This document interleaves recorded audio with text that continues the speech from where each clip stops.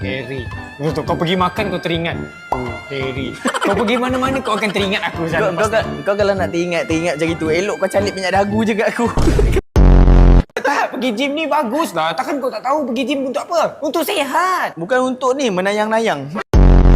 Sebab mula-mula cerita dia begini. Cerita dia Ropi ni. Cerita dia Ropi ni. Ropi ni. Apa cerita?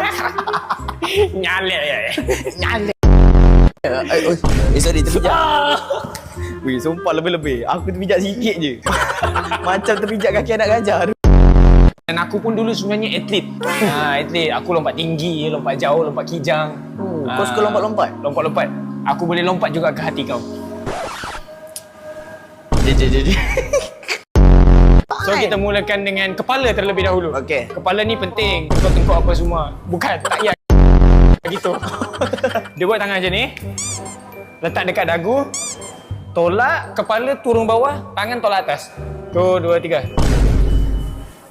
1, 2, 3. Macam ni ke duk? Macam lain dia. Sampai bawah ke? 1, 2, 3, 4, 5, 6, 7, 8.